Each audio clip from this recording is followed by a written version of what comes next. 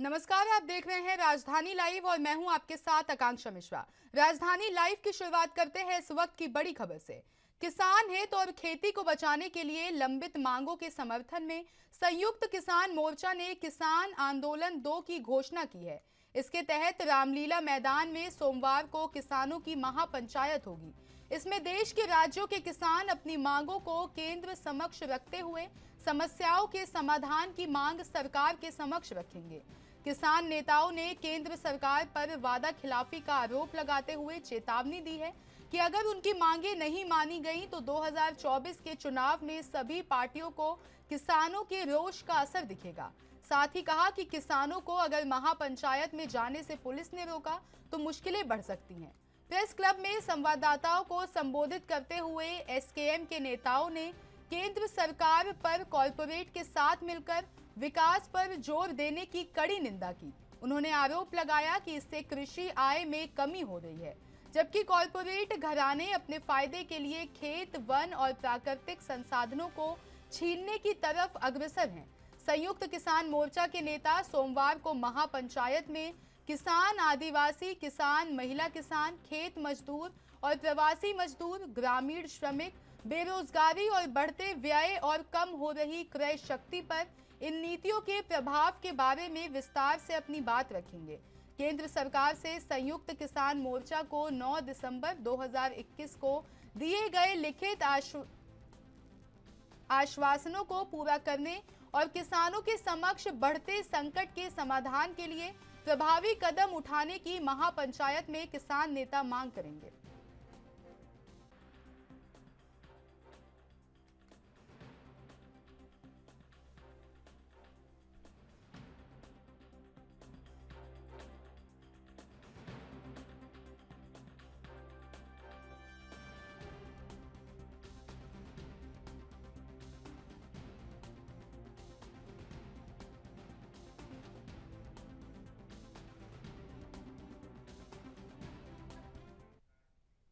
इस खबर पर ज्यादा जानकारी के लिए दिल्ली से संवाददाता राजीव तिवारी हमारे साथ जुड़ गए हैं। राजीव, जिस तरीके से इससे पहले भी एक बार किसान आंदोलन हुआ और आज सोमवार को किसान महापंचायत होगी जिसमें किसान आंदोलन 2 का घोषणा किया जाएगा, इसको लेकर क्या अहम जानकारी है? किस तरीके से किसान इस बार अपनी मांगों को लेकर केंद्र सरकार के समक्ष रखेंगे? देखिए, यहाँ पर बात करें किसान आंदोलन की, तो किसान आंदोलन जो था वो लगभग 13 महीने चला था और लगभग कहते हैं उसके द्वारा कहीं ना कहीं सरकार से गुहार लगाई गई थी कि सरकार जो है वो तीनों कृषि कानूनों को वापस ले और दूसरा एमएसपी पर गारंटी कानून जो है वो बनाकर दे। मगर यहाँ पर सरकार की तरफ से लगभग 13 महीने बाद जरूर किसानों की सुध ली गई और किसानों के लिए आश्वासन दिया गया कि जो कृषि कानून है उसको वापस लिया जाएगा, दूसरा यहाँ पर एमएसपी पर गारंटी कानून दिया जाएगा। मगर अभी तक सरकार के द्वारा कहीं ना कहीं एमएसपी को लेकर गारंटी कानून जो है वो अभी तक नहीं लागू किया गया है, ना ही कमेटी जरूर बनाई गई थी, कमेटी के आधार पर ही उसका कहते हैं एमएसपी को गारंटी कानून बनाना था। मगर अब किसानों की तरफ से दोबारा से प्रेस वार्ता की गई है और कल दिल्ली के प्रेस क्लब के अंदर ये बात की गई कि किसान आंदोलन जो है जो सेकंड पार्ट में अब आ चुका है और उसको लेकर अब रामलीला मैदान के अंदर महापंचायत की जाएगी, जिसके द्वारा कहीं ना कहीं एक रणनीति बनाई जाएगी कि किसानों की जो आवाज है वो सरकार तक दोबारा से पहुंचाई जा सके और सरकार ने जो वादे किए थे एमएसपी पे गारंटी कानून को लेकर और जो किसानों की परेशानियां थी उनको लेकर, मगर सरकार की तरफ से अभी तक कोई कदम नहीं उठाया गया है। इसीलिए किसान महापंचायत के द्वारा कहीं ना कहीं यह आवाज जरूर पहुंचाने की कोशिश की जाएगी और आने वाले दिनों के अंदर कहीं ना कहीं चुनाव कह सकते हैं किसान जो आंदोलन है वो कहीं ना कहीं दोबारा से खड़ा होता हुआ नजर आएगा। और इसी को लेकर कहीं ना कहीं किसानों की तरफ से ये भी कहा गया कि आने वाले 2024 के अंदर अगर सरकार उनकी बात नहीं मानती है तो आने वाले 2024 के अंदर कहीं ना कहीं चुनाव के समय कहीं ना कहीं किसान जो है वो सरकार के खिलाफ खड़े होते हुए नजर आएंगे और कहीं ना कहीं आंदोलन किया जाएगा, जिसकी वजह से कहीं ना कहीं 2024 का चुनाव जो है वो कहीं ना कहीं सरकार को भारी पड़ सकता है। जी।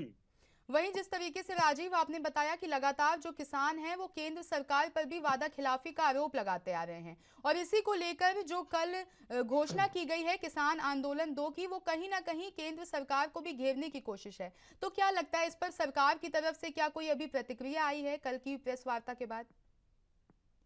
देखिए, यहाँ पर बात करें सरकार की, तो सरकार के लिए जिस तरीके से किसानों ने कहा कि उन्होंने वादा खिलाफी की है, यानी कि सीधे-सीधे कहे तो कहीं न कहीं जो पहले वादे किए गए थे, जब किसान आंदोलन चल रहा था, तो उस समय भी कहीं न कहीं बातचीत का दौर चलाया गया और उसके बाद में कि सरकार की तरफ से कहा गया कि तीनों तीनों ही कृषि कानूनों को वापस लिया जा सकता है और उसके लिए भी कदम उठाए जाएँगे और जहाँ तक कि एमएसपी गारंटी कानून को लिए भी या सरकार की तरफ से कहा गया था कि जो कमेटी बनाकर उसके कहीं न कहीं द्वारा कहीं न कहीं जो एमएसपी गारंटी कानून है उसको उसी तरीके से लाया जाएगा जैसे किसान चाहते हैं। मगर अभी तक काफी लंबा समय बीत चुका है। सरकार की जो वादा खिलाफी है, यानी कि जो वादा किया था वो पूरा नहीं किया गया, इसीलिए कहीं ना कहीं किसान जो है वो दोबारा से आंदोलन की तरफ अपना रुख करते हुए नजर आ रहे हैं। अगर आंदोलन किया जाता है तो कहीं ना कहीं सरकार की मुश्किलें बन सकती है और सरकार जिस तरीके से 2024 के लिए कहीं ना कहीं अपने आप को तैयार कर लिया है, उसके अंदर कहीं ना कहीं उनकी मुश्किलें बन सकती है। मगर आज बात करें जिस तरीके से दिल्ली के प्रेस क्लब के अंदर जिस तरीके से किसान संयुक्त मोर्चा की तरफ से बैठक की गई, जिसके अंदर एक कोशिश की गई कि कहते हैं आज सोमवार को जिस तरीके से रामलीला मैदान के अंदर महापंचायत की जाएगी, जिसके अंदर तमाम जो किसान और संगठनों के जो नेता होंगे वो मौजूद होंगे और उनके द्वारा एक रणनीति बनाई जाएगी कि सरकार को उनकी जो वादे हैं उनको याद दिलाए जाए और अगर सरकार उस वादों को पूरा नहीं करती है तो कहीं ना कहीं फिर आंदोलन जो है, यानी कि सेकेंड आंदोलन जो है वो दोबारा से खड़ा किया जा सकता है। इसको लेकर आज रामलीला मैदान के अंदर महापंचायत की जाएगी और एक अल्टीमेटम दिया जाएगा सरकार को कि सरकार ने जिस तरीके से वादे किए थे अगर वो पूरे नहीं किए गए तो कहीं ना कहीं 2024 के अंदर उनकी मुश्किलें बिल्कुल खड़ी होनी जो है वो लाजमी है और लगातार 2024 के अंदर किसान जो है वो सरकार के खिलाफ जो है वो मोर्चा खोलते हुए नजर आएंगे। जी। वहीं अगर महापंचायत की बात करें, जिस तरीके से आपने कहा कि आज रामलीला मैदान में किसानों की महापंचायत होनी है, तो उसको लेकर क्या तैयारियां की गई हैं या कितने किसानों के पहुंचने की संभावना है, इसको लेकर क्या जानकारी है? देखिए, यहाँ पर बात करें रामलीला मैदान की, तो रामलीला मैदान के अंदर हजारों की संख्या के अंदर जो है वो किसान आज मौजूद हो सकते हैं और लगातार वहां पर बैठकर तमाम जो किसान मोर्चे की बात करें या तमाम संगठनों की बात करें, वहां पर उनके जो मुखिया होंगे वो मौजूद होंगे और एक रणनीति बनाई जाएगी कि किसान आंदोलन को दोबारा से किस तरीके से खड़ा करना है अगर सरकार नहीं मानती है तो। दूसरा, यहाँ पर सरकार के लिए उन वादों को भी याद दिलाना है कि जो जिस तरीके से एमएसपी में गारंटी कानून के लिए कहा गया था, खेती की जो परेशानियां थी उसको लेकर जो वादे किए गए थे, यहाँ तक कि बिजली पानी को लेकर भी जो परेशानियां थी, यहाँ तक कि जो उनके जो कहते हैं माफी जो कहते हैं जो उनका लोन था उसके लिए भी कई कदम उठाए जाए, खेती की जो कहते हैं सुविधाएं हैं वो पहुंचाई जाए, उसको लेकर लगातार कहीं ना कहीं आज जो महापंचायत के बाद द्वारा कहीं ना कहीं ये कोशिश की जाएगी सरकार को उनके वादे याद दिलाए जाए। अगर सरकार दोबारा से कहीं ना कहीं आश्वासन देकर और कहीं ना कहीं चुप्पी साधने की कोशिश करती है तो कहीं ना कहीं उनके लिए मुश्किलें जरूर बनाई जा सकती है। मगर अब देखना होगा सेकेंड आंदोलन, यानी कि किसानों का जो दूसरा आंदोलन होगा वो किस तरीके से खड़ा होगा। सरकार क्या दोबारा से सिर्फ आश्वासन देगी या फिर उनके लिए कोई कड़ा कदम उठाया जाएगा, क्योंकि जिस तरीके से एमएसपी गारंटी कानून जो है वो अभी तक किसान जो है वो मांग करते हुए नजर आ रहे हैं, मगर अभी तक सरकार की तरफ से एमएसपी पर गारंटी कानून जो है वो नहीं बनाया गया, जिसकी वजह से कहीं ना कहीं किसान जो है वो अभी तक नाराज है। दूसरा, यहाँ पर बात करें पूंजीपतियों के लिए कहीं ना कहीं खेती को बेचने का काम किया जा रहा है, ये भी कहते हैं आरोप लगाया गया। मगर आप देखना होगा क्या क्या पूंजीपतियों के लिए क्या सरकार की तरफ से कोई कदम उठाया जाएगा या किसानों की तरफ से कोई कदम उठाया जाएगा या कोई बीच का रास्ता निकाला जाएगा। मगर यह अपनी सरकार के ऊपर निर्भर करता है कि 2024 का अगर जनता चुनाव जीतना है तो कहीं ना कहीं उसके लिए किसानों को अपनी तरफ करना होगा, किसानों की जो मांगे हैं उनको मानना होगा। मगर सरकार को कहीं ना कहीं मुश्किलें जरूर बन सकती है, क्योंकि एक तरफ तो कैसे कॉर्पोरेट घराने हैं, दूसरी तरफ किसान है, तो कहीं ना कहीं दोनों को मना कर रखना बड़ा मुश्किल होगा। मगर यही कोशिश जो है वो सरकार की तरफ से जरूर की जाएगी। मगर देखना होगा आज की महापंचायत से सरकार के ऊपर कितना दबाव बनने वाला है। जी। वहीं अगर बात कर लें, जिस तरीके से पहले किसान आंदोलन किया गया तो उसने कहीं ना कहीं हिंसा का मोड़ ले लिया था एक समय पर, तो आगे आने वाला जो किसान आंदोलन जो दूसरा है जिसकी घोषणा की गई है, तो कहीं ना कहीं क्या लगता है कि ये किसान आंदोलन भी एक समय पर आकर इस तरीके का मोड़ ले सकता है? देखिए, यहाँ पर बात करें किसान आंदोलन की, तो किसान आंदोलन जो है वो लगातार कहीं ना कहीं ये कोशिश की जाएगी सरकार के ऊपर दबाव बनाया जाए। जो हिंसा की बात की गई वो हुई, उसके लिए भी कहीं ना कहीं दिल्ली पुलिस जो है वो अब लगातार तैयार होती नजर आएगी, क्योंकि रामलीला मैदान के अंदर भी पिछले 2 दिनों से लगातार सुरक्षा व्यवस्था बढ़ा दी गई है ताकि किसान जो महापंचायत करने वाले हैं उसके लिए कोई भी चूक ना हो सके। दूसरा, यहाँ पर किसानों को कितना आने दिया जाएगा, यानी कितनी संख्या के अंदर रामलीला मैदान के अंदर पहुंचाने दिया जाएगा, क्योंकि रामलीला मैदान एक इतना बड़ा मैदान नहीं है जहां पर हजारों की संख्या के अंदर लोग जो है पहुंच सके, मगर कहीं ना कहीं एक समय सीमा बनाई जाएगी और एक कहते हैं कुछ किसानों के लिए एक रणनीति बनाई जाएगी ताकि उतने ही किसान जो है वो वहां पर पहुंच सके। मगर आप देख रहे हो सुरक्षा व्यवस्था कितनी कड़ी की जा सकती है, क्योंकि किसानों के द्वारा कहीं ना कहीं लाल किले तक जो कहते हैं झंडा फहराया गया था, वहां तक पहुंचने की कोशिश की गई थी, ट्रैक्टर मार्च निकाला गया था। वो परेशानियां जरूर दिल्ली पुलिस के लिए खड़ी हुई थी, मगर दिल्ली पुलिस जो है वो अब लगातार तैयार होती रह जा रही है। सरकार भी अपनी तरफ से पूरी कोशिश करेगी कि किसी भी तरीके से 2024 का चुनाव जीता जाए और किसानों को मनाया जाए। मगर अब देखना होगा किसानों की जो मांगे हैं वो सरकार मानती है या फिर सिर्फ आश्वासन में ही दिया जाएगा। जी राजीव तिवारी, आपका बहुत बहुत धन्यवाद हमारे साथ जुड़ने के लिए और तमाम अहम जानकारी हमारे साथ साझा करने के लिए।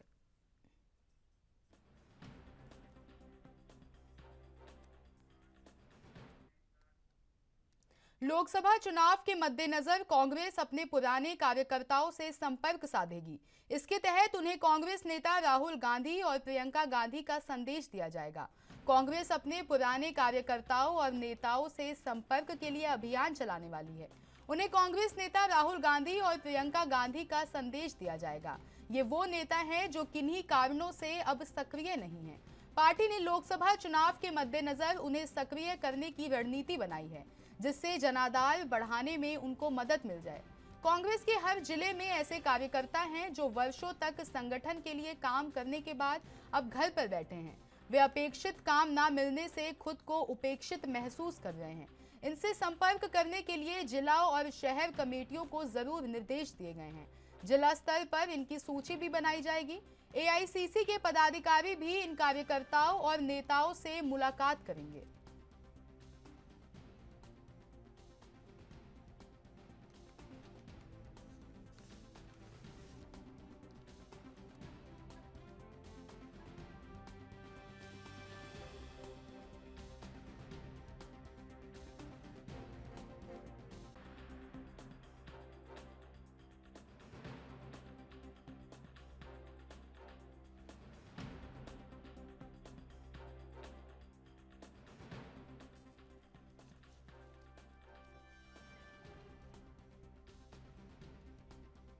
इस खबर पर ज्यादा जानकारी के लिए दिल्ली से संवाददाता शिवम पांडे हमारे साथ जुड़ गए हैं। शिवम, जिस तरीके से देखा जाए 2024 में लोकसभा चुनाव होने हैं, जिसको लेकर सभी पार्टियां अब तैयारी कर रही हैं, तो वहीं कांग्रेस ने भी अब ये फैसला किया है कि वो अपने पुराने कार्यकर्ताओं से कहीं ना कहीं संपर्क करने की कोशिश करेगी, जिसका फायदा उन्हें लोकसभा चुनाव में मिल सके। इसको लेकर क्या अहम जानकारी है?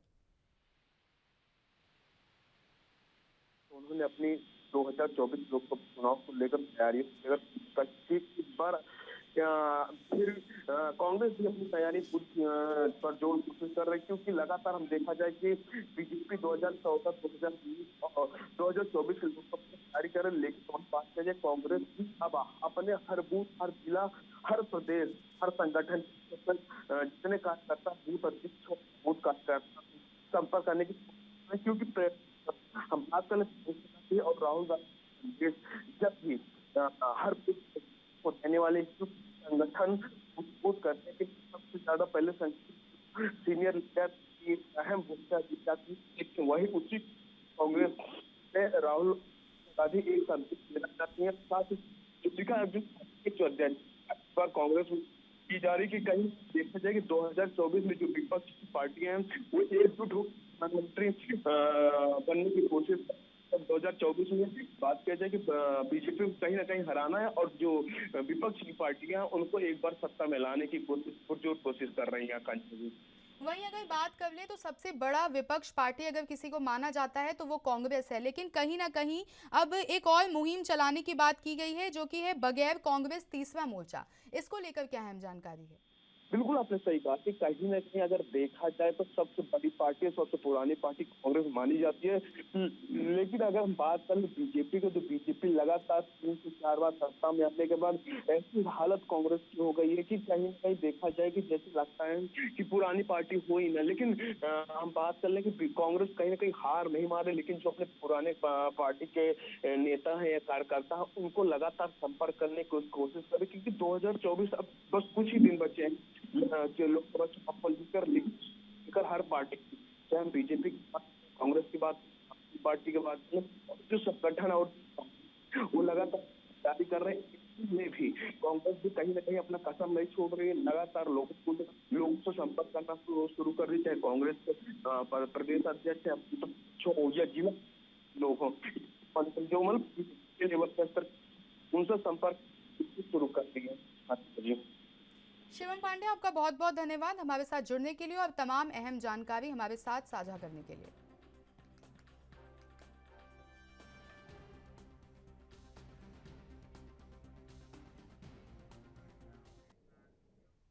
पंजाब में खालिस्तान समर्थक और वारिस पंजाब देश संगठन के प्रमुख अमृतपाल की गिरफ्तारी के लिए पुलिस लगातार तलाश कर रही है। इसी बीच जालंधर रेंज के डीआईजी स्वप्न शर्मा ने प्रेस कॉन्फ्रेंस में अमृतपाल के पाकिस्तानी खुफिया एजेंसी आईएसआई से कनेक्शन का खुलासा किया। ऐसे में अब इस केस में एनआईए की एंट्री हो सकती है।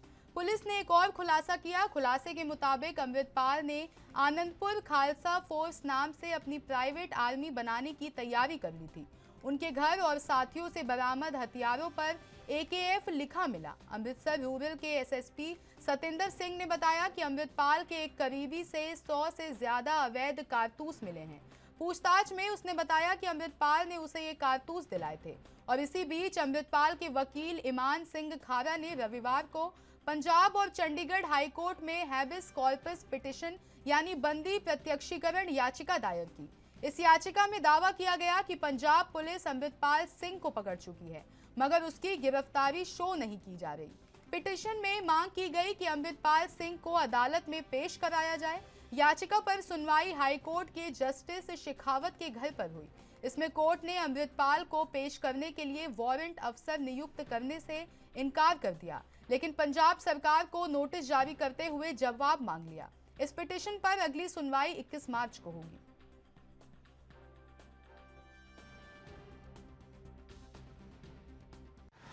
आज आपकी तरफ से क्या पिटीशन डाली गई थी, क्या मांग थी और हाईकोर्ट ने क्या नोटिस इशू कर दिया है? मैं जो वारिस पंजाब दे जथेबंदी है जिसके मुखी भाई अमृतपाल सिंह है, उस जथेबंदी का लीगल एडवाइज़र हूँ और उसके नाते मैंने जो मानयोग Punjab and Haryana high court उसमें एक पिटीशन डाली थी हेबियस कॉर्पस की कि जो भाई अमृतपाल सिंह का एक ह्यूमन राइट है, जो फंडामेंटल राइट है आर्टिकल 21 के अंडर, वो भाई अमृतपाल सिंह का राइट खतरे में है। हमें डर है भी भाई अमृतपाल सिंह जो पुलिस कस्टडी में है उनका फेक एनकाउंटर हो सकता है, जहाँ पर जो उनके जो हैं उन पर जो फॉल्स केसेस इम्प्लांट की जा सकते हैं, उन पर जो इनह्यूमन टॉर्चर किया जा सकता है, जो उन पर अनमनुखी जो तशद्दुद की जा सकती है। तो इसको मद्देनजर रखते हुए हमने हाई कोर्ट में जो मानयोग हाई कोर्ट में पिटीशन दर्ज की थी और मानयोग हाई कोर्ट ने जो पंजाब पुलिस के ऑफिशियल्स हैं उनको जो है ट्यूसडे के लिए 21 मार्च के लिए तलब कर लिया है, उनको बुलाया है और उनको अपना स्टैंड स्पष्ट करने के लिए बोला है भी भाई अमृतपाल सिंह के केस में क्या हो रहा है क्या नहीं हो रहा। तो अब जो ऑन द रिकॉर्ड होगा और इसमें ये ऑनरेबल कोर्ट में जो पिटीशंस आएंगी उसमें कोई फाउल प्ले नहीं हो सकता। इंटरव्यू में कोई भी पुलिस ऑफिशियल कुछ भी कह सकता है, पर बिफोर द ऑनरेबल कोर्ट सब सारा प्रेस रिलीज हो गया होया जी। कल ਇਹਨੂੰ ਅਮਰਿਤਪਾਲ ਨੂੰ ਫੜਨ ਦੇ ਦੌਰਾਨ ਜਿਹੜੇ 7 ਬੰਦੇ ਅਰੈਸਟ ਕੀਤੇ ਸੀਗੇ, ਮੈਂ ਉਹਨਾਂ ਦੀ ਤੁਹਾਨੂੰ ਡਿਟੇਲ ਦਊਂਗਾ। ਉਹਨਾਂ ਦੇ ਖਿਲਾਫ ਰਾਤ ਇੱਕ ਵੱਖਰਾ ਐਫਆਈਆਰ ਰਜਿਸਟਰ ਹੋਈ ਆ ਆਰਮਜ਼ ਐਕਟ ਦੇ ਤਹਿਤ, ਜਿਹਦੇ 'ਚ ਅਮਰਿਤਪਾਲ ਮੁੱਖ ਦੋਸ਼ੀ ਆ ਔਰ ਉਹਦੇ ਸਾਰੇ ਇਹ ਜਿਹੜੇ 7 ਬੰਦੇ ਅਸੀਂ ਫੜੇ ਆ ਉਹ ਸਾਰੇ ਉਹਦੇ 'ਚ ਦੋਸ਼ੀ ਆ ਤੇ ਹੋਰ ਵੀ ਬੰਦੇ ਉਹਦੇ 'ਚ ਅਸੀਂ ਜਿੱਦਾਂ ਵੀ ਪੁੱਛ ਕੇ ਆ ਰਹੇ ਉਹ ਅਸੀਂ ਬੰਦੇ ਲੈ ਕੇ ਆ ਰਹੇ ਹਾਂ ਜੀ। ਕੱਲ ਇਹਨਾਂ ਬੰਦਿਆਂ ਨੂੰ ਜਦੋਂ ਅਰੈਸਟ ਕੀਤਾ ਗਿਆ ਇਹਨਾਂ ਦੇ ਕੋਲੋਂ 12 ਬੋਰ ਰਿਕਵਰ ਹੋਈਆਂ ਔਰ ਉਹ ਸਾਰੀਆਂ 12 ਬੋਰ ਇਲੀਗਲ ਆ ਜੀ।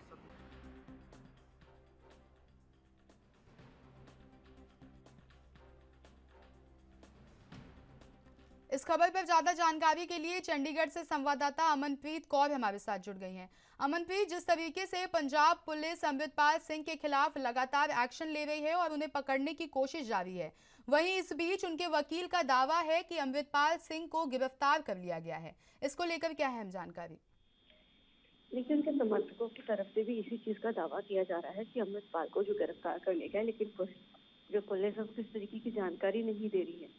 हालांकि कई सोशल मीडिया के ऊपर इस तरह की खबरें जो वायरल हुई थी, हालांकि नेट पूरे तरीके से बंद किया गया, जिसके चलते हुए चीजें नहीं हो पा रही हैं, फेक न्यूज़ें नहीं पहुंच पा रही हैं। मांग सिर्फ यही की गई है कि अमृतपाल को कोर्ट पे पेश किया जाए। हालांकि नोटिस पंजाब सरकार को कर दिया गया कोर्ट की तरफ से। कल वारंट ऑफिसर अपॉइंट करने की बात थी, लेकिन वो नहीं अपॉइंट किया गया। यानी अब कल इस मामले में सुनवाई होगी। अब देखना रहेगा कि क्या अमृतपाल के मामले में कल हाईकोर्ट में क्या होता है। अमनप्रीत, अगर बात करें तो लगातार अमृतपाल सिंह है, उसका जो लिंक है वो कहीं ना कहीं आईएसआई से जोड़ के बताया जा रहा है, तो इसको लेकर क्या जानकारी है, किस तरीके से आईएसआई से कहीं ना कहीं अमृतपाल सिंह जुड़े हुए हैं? देखिए, अभी जुड़े हुए नहीं जुड़े ये मसला नहीं है, जब तक पुलिस ऑफिशियल इस चीज की जानकारी नहीं देती है खुलकर। हालांकि कुछ चीजें पुलिस ऑफिशियल्स की तरफ से बोली गई हैं, बताई गई हैं कि इस तरीके से उनका जो नाम सामने निकल के आया है या जो चीजें बरामद हुई हैं उसके ऊपर बहुत सारी चीजें इस तरीके से लिखी हुई जिससे कि कहीं ना कहीं स्पष्ट हो पा रहा है कि उसका कनेक्शन है। तो ये चीजें जरूर पुलिस की तरफ से आ रही हैं, लेकिन अब पुलिस ऑफिशियल्स कब इस चीज को लेकर, हालांकि डीजीपी की तरफ से प्रेस कॉन्फ्रेंस भी की गई है, नाकाबंदी लगातार की गई है। अगर चंडीगढ़ और मोहाली की बात की जाए तो यहाँ पर भी, हालांकि पंजाब में तो पहले से की गई हुई है, तो लगातार चीजें हो रही हैं। अब देखना रहेगा बड़ा कि कब कोर्ट में किस तरीके की कल मामले में सुनवाई होती है। कहीं ना कहीं ये बात भी सामने आ रही है कि अमृतपाल सिंह एक खुफिया एजेंसी बनाने की तैयारी में थे, क्योंकि उनके घर पर जब जांच की गई तो पूछताछ में और कुछ ऐसी चीजें बरामद की गई हैं जिससे ये सामने निकल कर आया है। इसको लेकर एक बार पूरी जानकारी। देखिए, जो चीजें बरामद हुई हैं उसपे कुछ खालिस्तानी उसके वो लिखे हुए थे, और अक्सर जब इस तरीके के लोग होते हैं तो उनके घरों से जो किताबें होती हैं वो पुरानी निकलती हैं, जिसको देखकर ये चीज का शक जाहिर किया गया है। और ये चीज कहीं भी जा रही है कि उनके कनेक्शन से, और वो कोई फोर्स बनाने के लिए तैयारी में थे जो आईएसआई से संबंधित थी। हालांकि अब एनआईए अगर इस मामले में इंटरवीन करती है तो मामला और भी संजीदा हो जाए। वहीं बात कर ले तो पंजाब पुलिस भी लगातार एक्शन मोड में है, और कहीं ना कहीं पंजाब में देखा जा रहा है कि किस तरीके से पुलिस के द्वारा जो अभियान चलाया जा रहा है, साथ ही फ्लैग मार्च भी निकाला जा रहा है, तो कहीं ना कहीं इंटरनेट सेवाओं को भी बंद कर दिया गया है। तो अमृतपाल सिंह को पकड़ने का जो अभियान है वो आज तीसरा दिन है और लगातार ये अभियान जारी है।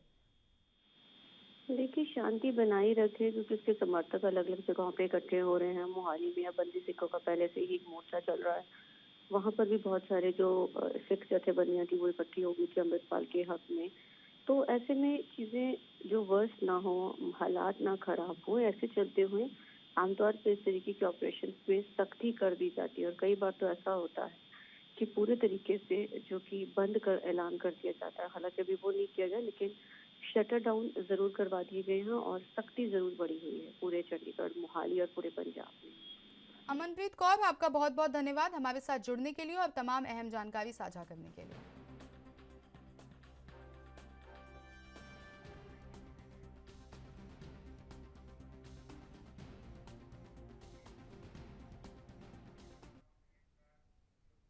हिमाचल प्रदेश में पिछले 4 दिनों से मौसम परिवर्तनशील बना हुआ है। रविवार को भी रोहतांग दर्रा, हनुमान टिब्बा, दो Tibba, seven sister peak, Manali peak आदि चोटियों पर बर्फबारी हुई है। बारिश के बीच मनाली लेह मार्ग पर यातायात जारी रहा। ऊंची चोटियों पर बर्फबारी होने के कारण फिर ठंड बढ़ गई। मार्च की ठंड ने लोगों को गर्म कपड़े पहनने को विवश कर दिया है। मौसम विज्ञान केंद्र शिमला ने सोमवार को प्रदेश के कई क्षेत्रों में बारिश और बर्फबारी का पूर्वानुमान जताया है। इस दौरान कुछ क्षेत्रों में अधंड के साथ भारी गर्जन की चेतावनी भी जारी हुई है।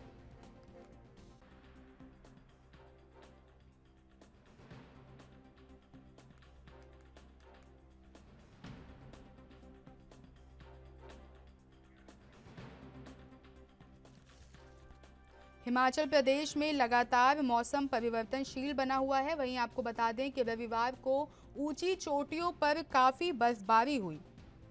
बारिश के बीच मनाली लेह मार्ग पर यातायात जारी रहा और ऊंची चोटियों पर बर्फबारी होने के कारण फिर ठंड बढ़ गई है। मार्च के महीने में लोग गर्म कपड़े पहनने पर मजबूर हो गए हैं। वहीं आपको बता दें कि मौसम विज्ञान विभाग की तरफ से अलर्ट जारी किया गया है कि आने वाले 23 मार्च तक मौसम ऐसे ही बना रहेगा।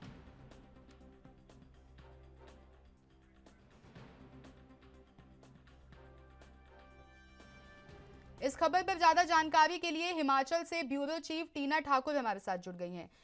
टीना, जिस तरीके से हम देख रहे हैं कि लगातार हिमाचल में 3 दिनों से मौसम काफी खराब है और आगे आने वाले 3 दिनों के लिए भी मौसम विज्ञान विभाग ने अलर्ट जारी कर दिया है, तो वहां की स्थिति अभी कैसी है?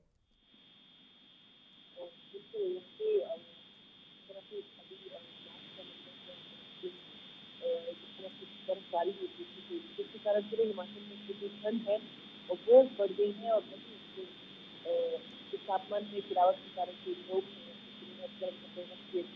वापिस चालू है। वहीं अगर फ्लावरिंग की बात करें, बारिश जो है बारिश पिछले मैदानी इलाकों में बारिश का लगातार जम जारी है। ऐसे में जो ड्राई स्पेल था वहाँ पे वो टूटा है और किसानों को काफी इससे जो राहत है वो मिलने वाली है। लेकिन वही अगर हम सोन फूड की बात करें, बागवानों की बात करें, उनकी चिंताएं लगातार बढ़ती जा रही है क्योंकि बारिश और ओलावृष्टि के बाद तापमान में कमी से जो फलों की फ्लावरिंग का जो संकट है वो मंडरा रहा है। ऐसे में अगर आज भी प्रदेश के ज्यादातर इलाकों में बारिश का पूर्वानुमान मौसम विभाग की तरफ से किया गया है। वहीं कल व परसों यानी कि 23 मार्च तक प्रदेश के अधिकांश इलाकों में बारिश की संभावना उन्होंने जताई है। उसके साथ ही जो पिछले जो 3 दिनों से खराब मौसम और बारिश है इसके कारण जो तापमान है उसमें 5 से 8 डिग्री की कमी की दर्ज की है। और शिमला का अगर हम तापमान की बात करें जो अगर सामान्य से नीचे लुढ़क गया है। और वहीं अगर हम पूरे हिमाचल की बात करें तो जो किसान बागवान है उनकी फसलों पे तो जो ड्राई स्पेल के कारण जो पूरा असर पड़ता था उसको राहत है। लेकिन ओवरऑल हम पानी के क्षेत्र की बात करें कि जो ओवरऑल बारिश जो दर्ज की जाती थी मार्च महीने में वो कमी है क्योंकि बारिश तो हो रही है लेकिन उस हिसाब से नहीं। यहाँ पे शिमला की बात करें, उत्तरी हिमाचल की बात करें, वहाँ पे ओलावृष्टि ज्यादा होगी। इस कारण जो पानी के जल स्तर है वो भी उसमें भी गिरावट दर्ज की और आने वाले समय में इसके कारण जो है वो पीने के पानी की समस्या भी लोगों को। टीना ठाकुर, आपका बहुत बहुत धन्यवाद हमारे साथ जुड़ने के लिए और तमाम अहम जानकारी हमारे साथ साझा करने के लिए।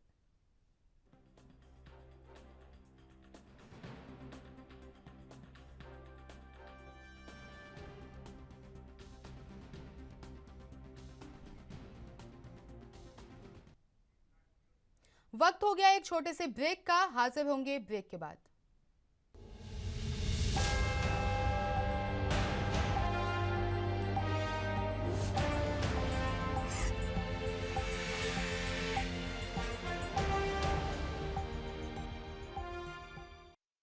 एक बार फिर हाजिर हैं ब्रेक के बाद, बढ़ते हैं अगली खबर पर।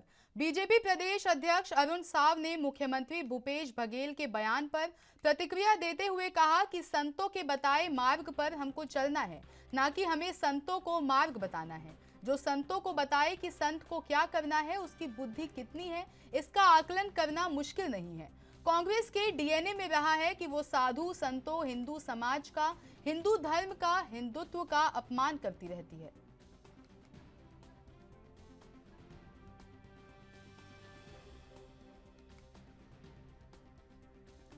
छत्तीसगढ़ में बीजेपी प्रदेश अध्यक्ष अरुण साव ने मुख्यमंत्री भूपेश बघेल के बयान पर प्रतिक्रिया दी है। आपको बता दें कि भूपेश बघेल ने संतों को लेकर एक बयान दिया था, जिसको अब अरुण साव ने पलटवार किया है। उन्होंने कहा कि ना कि हमें संतों को मार्ग बताना है, जो संत बताएं हमें वो करना चाहिए। साथ ही उन्होंने कांग्रेस पर हमला बोलते हुए कहा कि कांग्रेस के डीएनए में रहा है कि वो साधु संतों, हिंदू समाज का, हिंदुत्व का लगातार अपमान करती रही है।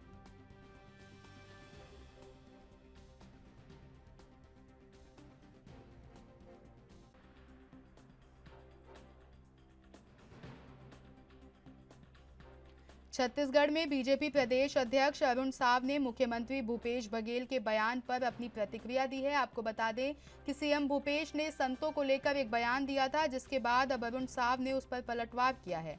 उन्होंने कहा कि हमें संतों के बताए मार्ग पर चलना होगा।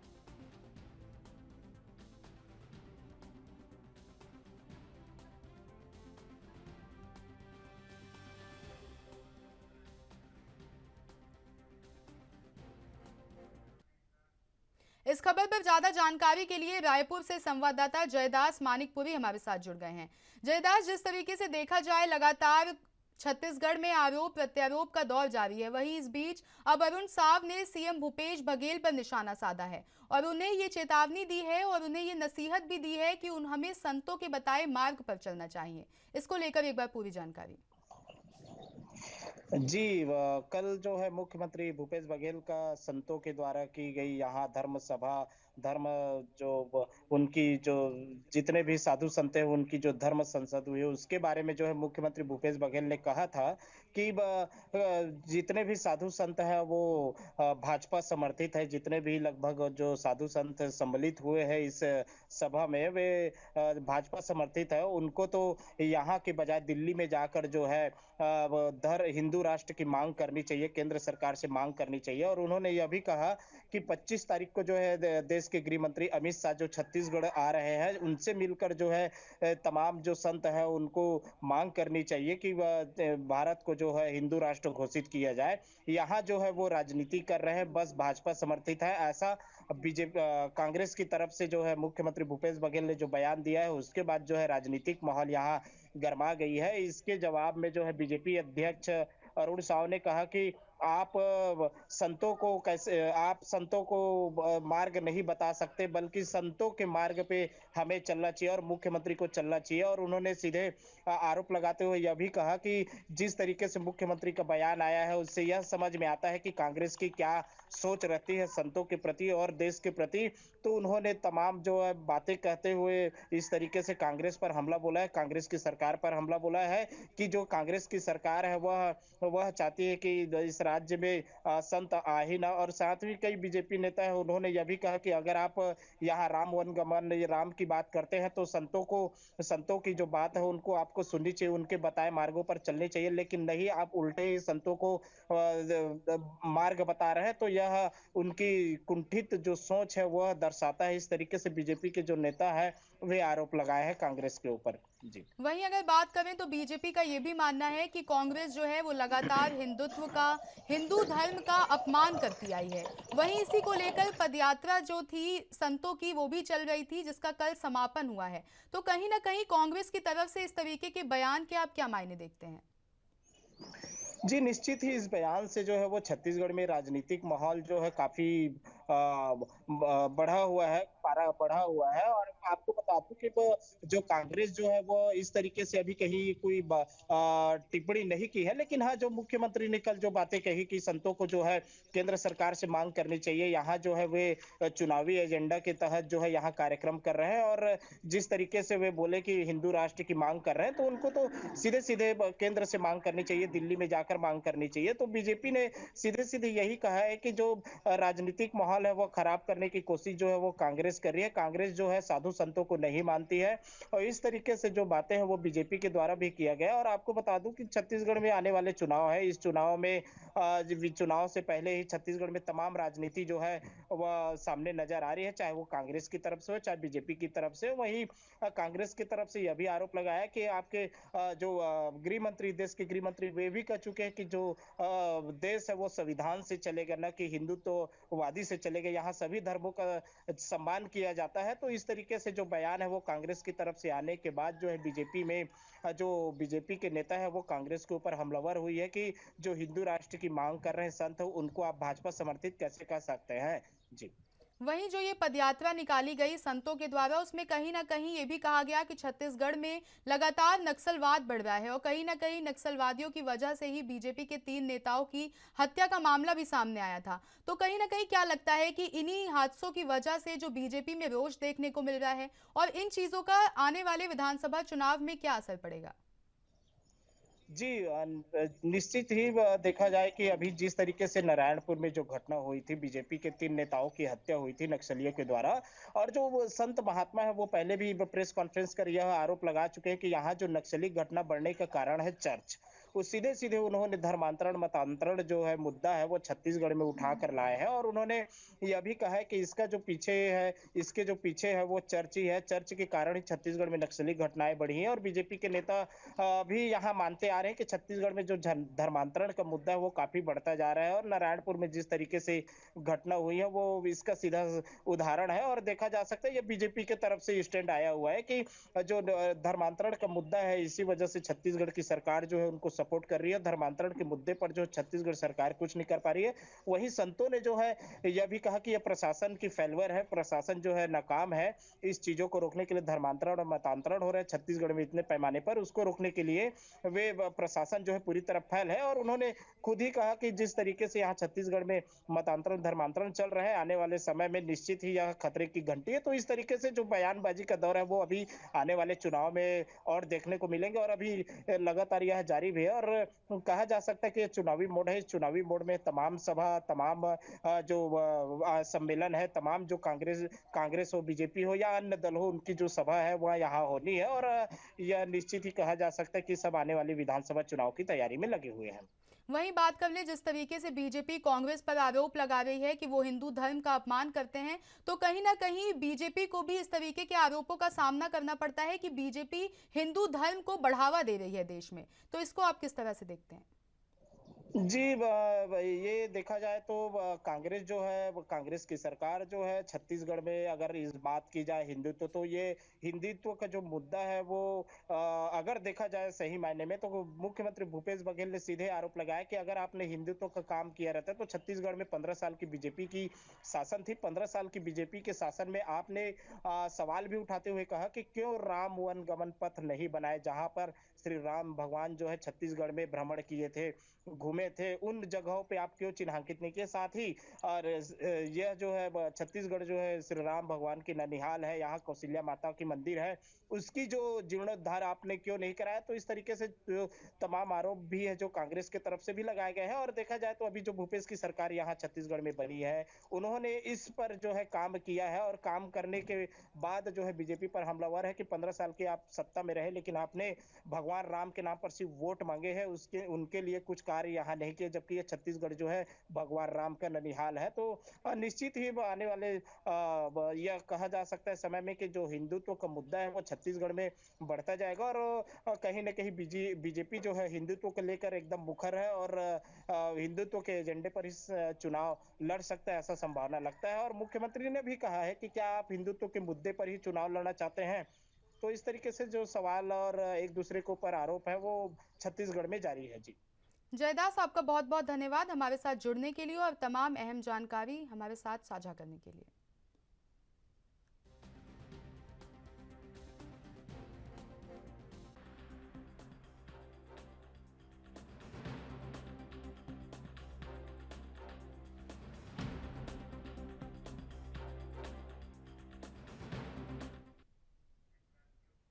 उत्तराखंड में राज्य मंत्रिमंडल की बैठक आज यानी 20 मार्च को शाम 5 बजे सचिवालय में होगी। ये बैठक मुख्यमंत्री पुष्कर सिंह धामी की अध्यक्षता में होगी। बैठक में आबकारी नीति, वित्त, राजस्व, शिक्षा, परिवहन और आपदा से संबंधित बिंदुओं पर विचार किया जाएगा। समाज कल्याण विभाग के माध्यम से दी जाने वाली निराश्रित विधवा और दिव्यांग पेंशन में सरकार बढ़ोतरी करने की तैयारी में है। इन पेंशन योजनाओं में 100 में से 200 रुपए प्रतिमाह तक की वृद्धि की जा सकती है। समाज कल्याण मंत्री चंदन राम दास के अनुसार इन दिनों पेंशन में वृद्धि के संबंध में विभाग से प्रस्ताव मांगा गया है, फिर इसे कैबिनेट में रखा जाएगा। प्रदेश में समाज के कमजोर वर्गों को आत्मनिर्भर बनाने और उनकी सहायता के उद्देश्य से समाज कल्याण विभाग विभिन्न वर्गों के लिए पेंशन योजनाएं संचालित कर रहा है। इस कड़ी में सरकार ने पिछले वर्ष 21 अप्रैल को वृद्धावस्था, निराश्रित विधवा और दिव्यांग पेंशन में 100 रुपए प्रतिमाह की बढ़ोतरी करते हुए इसे 1500 रुपए प्रतिमाह कर दिया था। पिछले कुछ समय से निराश्रित विधवा और दिव्यांग पेंशन में बढ़ोतरी की मांग उठाई जा रही है ताकि लाभार्थियों को कुछ और राहत मिल सके। अब सरकार ने भी इसे स्वीकारते हुए निराश्रित विधवा और दिव्यांग पेंशन में वृद्धि के लिए कसरत प्रारंभ कर दी है।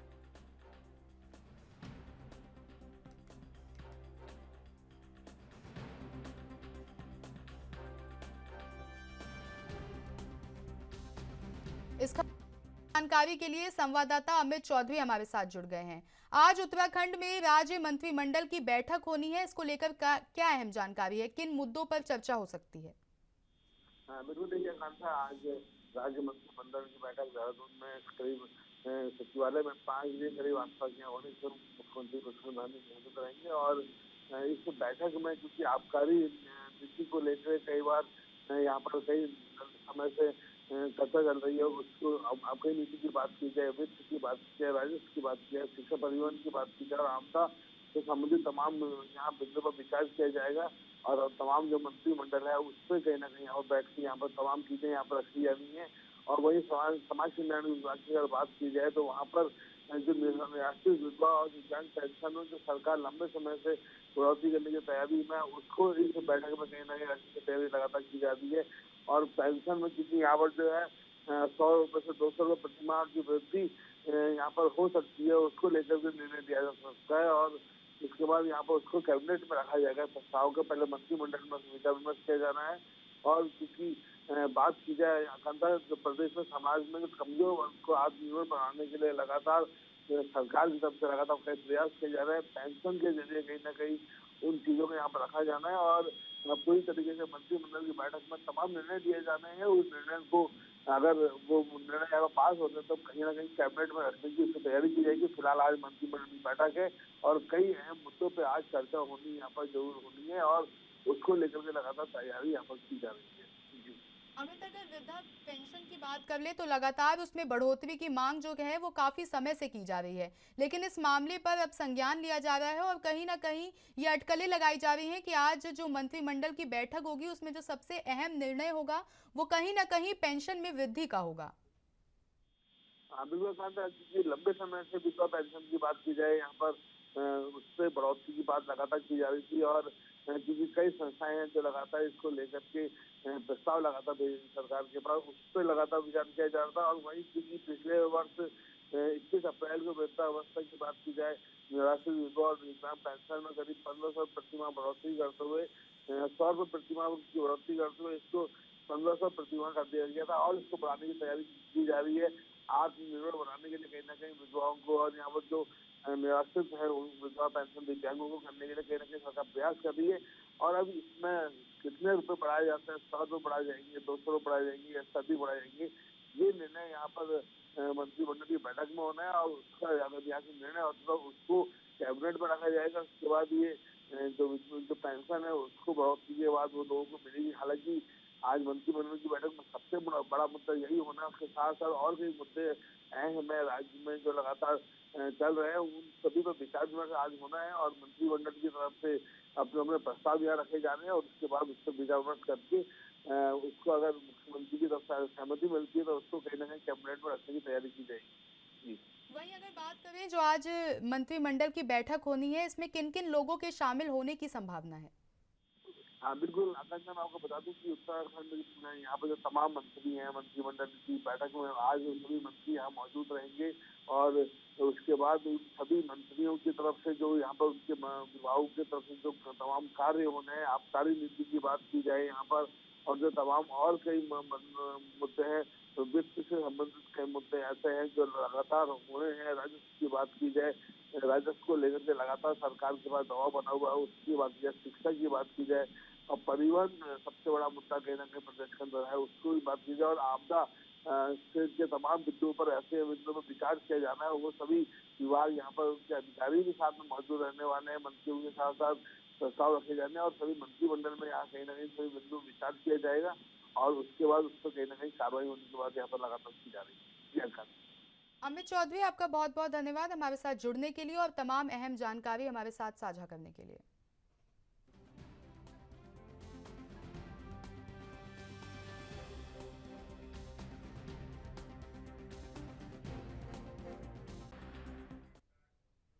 पंजाब पुलिस और अर्धसैनिक बलों ने रविवार को आपराधिक मामलों में वांछित वारिस पंजाब डे WPD के कार्यकर्ताओं के विरुद्ध अपनी कार्रवाई जारी रखी और राज्य में शांति और कानून व्यवस्था को भंग करने की कोशिश करने वाले लोगों को रोकने के लिए गिरफ्तारियां भी की।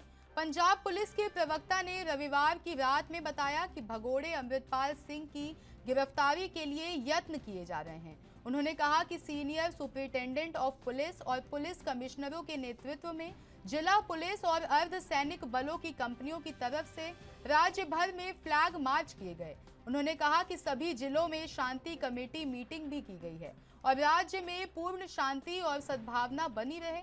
प्रवक्ता के मुताबिक WPD के कार्यकर्ताओं और राज्य में शांति और सद्भावना को भंग करने की कोशिश करने वाले लोगों के विरुद्ध चल रहे इन ऑपरेशनों के दौरान रविवार को राज्य भर में 34 और गिरफ्तारियां हुई। अब तक कुल 112 लोगों को गिरफ्तार किया जा चुका है।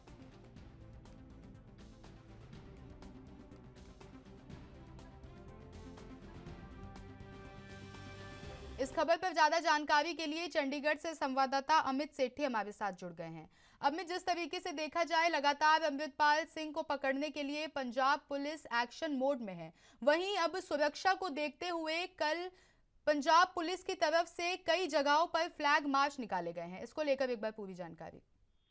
बिल्कुल, पिछले 40 घंटे से जो है पंजाब पुलिस जो है कहीं ना कहीं एक्शन मोड में जो है दिखाई दे रही है और जगह जगह जो है फ्लैग मार्च निकाले जा रहे हैं और लोगों को यही अपील की जा रही है कि संयम बना के रखें, शांति जो है वो बना के रखें और जो है इसी पे जो है कानून व्यवस्था को लेकर भी जो है एक बड़ा सवाल चिन्ह जो है के लिए खड़ा हुआ है। उसके मद्देनजर जो है जगह जगह फ्लैग मार्च भी निकाले गए हैं। और अभी भरोसेमंद सूत्रों के हवाले से खबर आ रही है कि देर रात जो अमृतपाल है उनके चाचा को जो है गिरफ्तार। अमित सेठी, आपका बहुत बहुत धन्यवाद हमारे साथ जुड़ने के लिए और तमाम अहम जानकारी साझा करने के लिए।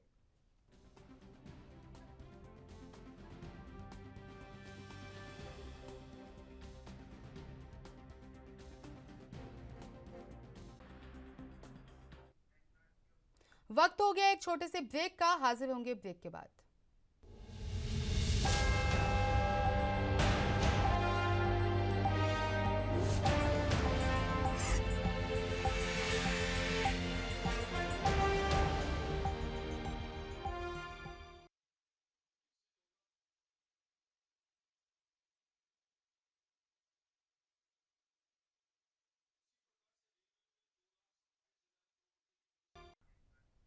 एक बार फिर हाजिर है ब्रेक के बाद। बढ़ते हैं अगली खबर पर।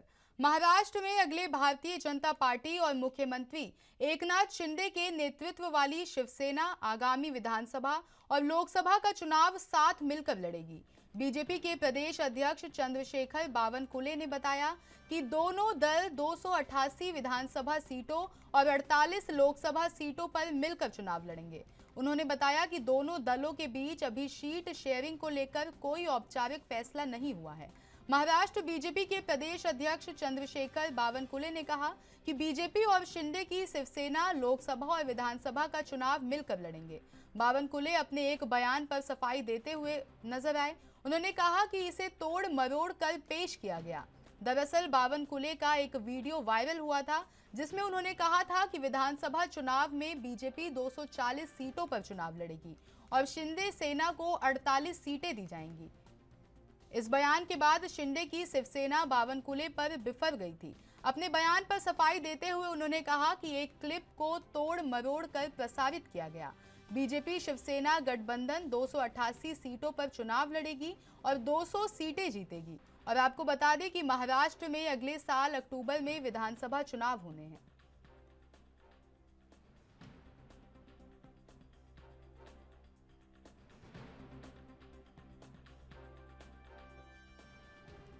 महाराष्ट्र में बीजेपी और मुख्यमंत्री एकनाथ शिंदे के नेतृत्व वाली शिवसेना आगामी विधानसभा और लोकसभा का चुनाव एक साथ मिलकर लड़ने वाली है।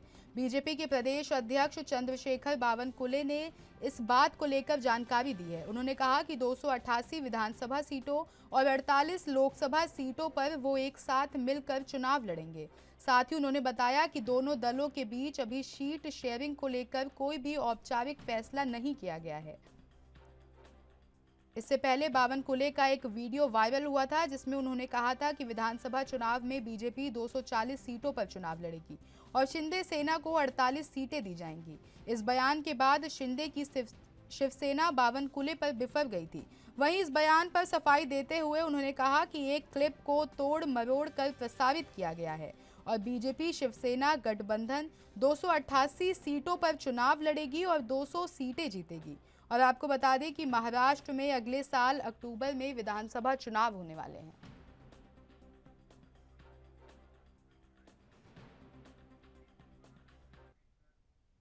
इस खबर पर ज्यादा जानकारी के लिए मुंबई से संवाददाता सत्य प्रकाश सोनी हमारे साथ जुड़ गए हैं। सत्य प्रकाश, जिस तरीके से देखा जाए कि अगले साल लोकसभा चुनाव है, तो वहीं मुंबई में, महाराष्ट्र में विधानसभा के भी चुनाव होने हैं। इसको लेकर बावनकुले का बयान सामने आया है और उन्होंने कहा कि बीजेपी और शिवसेना एक साथ मिलकर ये दोनों चुनाव लड़ने वाली है। इसको लेकर क्या अहम जानकारी है? जी बिल्कुल, देखिए महाराष्ट्र में एकनाथ शिंदे और भारतीय जनता पार्टी के बीच जो है अब राजनीतिक खटपट शुरू हो गई है और लगातार यह सुर्खियों में भी है, क्योंकि कल जिस तरह से घटना सामने आई उससे यह पता चलता है कि एकनाथ शिंदे गुट और भारतीय जनता पार्टी गुट के बीच कुछ अच्छा नहीं चल रहा है, क्योंकि भारतीय जनता पार्टी के एक कार्यकर्ता को इतना बुरी तरह से मारा गया कि वह मौत के नजदीक पहुंच चुका है और वह हॉस्पिटल में एडमिट है। इस तरह की जानकारी मिली है। फिलहाल एक सीसीटीवी फुटेज भी वायरल होता है जिसमें देखा जा रहा है एकनाथ शिंदे गुट के कई कार्यकर्ता पता चलते जो है भारतीय जनता पार्टी के कार्यकर्ता को जमकर लाठी डंडे और रॉड से पीट रहे हैं, जिनमें मुंबई पुलिस से शिवसेना गठ के करीब 6 लोगों के खिलाफ 326 का मामला दर्ज किया है, यानी कि जानलेवा हमला के साथ यह मामला दर्ज किया है, जिसमें 2 लोगों की गिरफ्तारी हुई है। तो यानी कि यह देखा जा रहा है कि राजनीतिक गलियारे में सब कुछ ठीक ठाक दोनों दलों के बीच में नहीं चल रहा है और यही वजह है कि महाराष्ट्र के प्रदेश अध्यक्ष बावनकुले का यह बयान यह दर्शाता है कि जब यह पता लगा कि सीटों के बंटवारों को लेकर भी बयानबाजी शुरू हो गई है, एक साथ शिंदे गुट यानी शिवसेना पूरी तरह से नाराज है। जी वहीं अगर बात करें, जिस तरीके से आपने बताया कि जो सीसीटीवी क्लिप वायरल हुआ है उसको लेकर जो घमासान मचा है बीजेपी और शिवसेना में, उसके बाद इस तरीके के बयान सामने आना कि विधानसभा और लोकसभा में गठबंधन के साथ चुनाव लड़ा जाएगा, इसके आप क्या मायने देखते हैं? बिल्कुल, देखिए प्रदेश अध्यक्ष बावनकुले की तरफ से यह बयान आता है कि आने वाले विधानसभा चुनाव और लोकसभा चुनाव के दौरान सीटों के बंटवारे में हम सबकी रणनीति तय कर ली गई है, जिसमें 288 सीटों पर जो है भारतीय जनता पार्टी लड़ेगी और 48 सीटों पर चुनाव लड़ेंगे एकनाथ शिंदे गुट।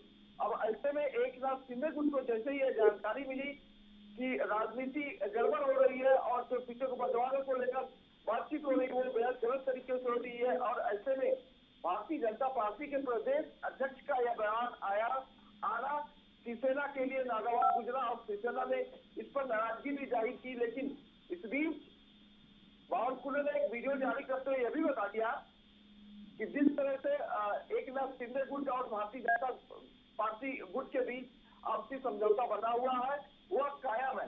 जी वहीं अगर बात कर लें, जिस तरीके से अगले साल लोकसभा चुनाव होने हैं, साथ ही विधानसभा चुनाव भी होने हैं, तो कहीं ना कहीं महाराष्ट्र की अगर बात करें तो वो कहाँ पे अहम मुद्दे हैं और किन मुद्दों पर कहीं ना कहीं शिवसेना या बीजेपी पार्टी किन मुद्दों को लेकर इस बार चुनावी मैदान में उतरने वाली है? देखिए, शिवसेना और भारतीय जनता पार्टी हिंदुत्व छोड़ बाकी सभी मुद्दों पर फेल है और लगातार शिवसेना भी जो है जब उद्धव ठाकरे की शिवसेना को छोड़कर एकनाथ शिंदे गुट से गई थी तभी भी यह बयानबाजी शुरू की गई थी और यह माना जा रहा था कि हिंदुत्व को लेकर दोनों के बीच लड़ाई है और हिंदुत्व को लेकर भी यह मुद्दा बनाया गया। ऐसे में भारतीय जनता पार्टी पूरे देश पे हिंदुत्व को लेकर एजेंडा चला रही है। ऐसे में जब चुनाव होगा तो जाहिर तौर पर दोनों दलों का एकमत होगा और हिंदुत्व को लेकर एक एजेंडा होगा, क्योंकि मुंबई में और महाराष्ट्र में जिस तरह से किसानों का मुद्दा, बेरोजगारी का मुद्दा, महंगाई का मुद्दा और तमाम जो मूलभूत सुविधाओं का मुद्दा चल रहा है, उसमें अभी तक एकनाथ शिंदे गुट पूरी तरह से फेल है, भारतीय जनता पूरी तरह से फेल है। ऐसे में समय में अगर भारतीय जनता पार्टी अपने मुद्दों पर कायम रही तो जाहिर तौर पर आने वाले समय में सिर्फ हिंदुत्व के अलावा कोई भी मुद्दा भारतीय जनता पार्टी और एक शिंदे गुट के पास नहीं बचेगा। लगातार अगर बात करें तो महाराष्ट्र में उद्धव गुट और शिवसेना के बीच हमेशा से राजनीतिक घमासान देखने को मिला है, तो वहीं अगर बीजेपी शिवसेना के साथ गठबंधन में चुनाव में उतरती है तो इसका असर चुनाव में किस तरह से देखने को मिलेगा? देखिए, मुंबई की पुरानी शिवसेना यानी कि उद्धव गुट की शिवसेना को इस वक्त सिंपैथी ज्यादा मिल रही है, लिहाजा जिस तरह से एकनाथ शिंदे गुट उद्धव गुट को छोड़कर उनसे बगावत किया, सरकार बनाया, सुप्रीम कोर्ट तक मामला गया, राज्यपाल का बयान आया, राज्यपाल ने बिना अनुमति बिना जो है लोकसभा स्पीकर के तुरंत जो है सरकार बनवा दी। इसको लेकर सुप्रीम कोर्ट ने भी फटकार लगाई है। सुप्रीम कोर्ट के फटकार लगाने के बाद तीनों दलों की बातें सुनी गई और यह अब फैसला सुरक्षित रखा गया। ऐसे में संदेह है कि अगर सुप्रीम कोर्ट ने अपना बयान या अपना ऑर्डर देती है तो जाहिर तौर पर यह ऑर्डर शायद एकनाथ शिंदे और भारतीय जनता पार्टी के खिलाफ भी हो सकता है। अगर ऐसा होता है तो जाहिर तौर पर उद्धव गुट को मजबूती मिलेगी, उद्धव गुट को ज्यादा ताकत मिलेगी, उद्धव गुट को ज्यादा पावर मिल जाएगी।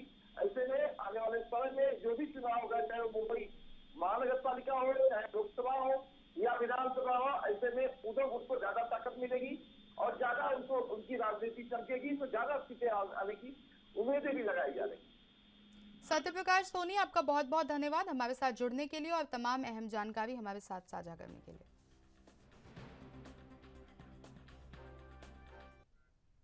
राजधानी लाइव में मेरे साथ इतना ही। देश की तमाम बड़ी खबरों के लिए बने रहिए हमारे साथ और देखते रहिए ANB न्यूज़।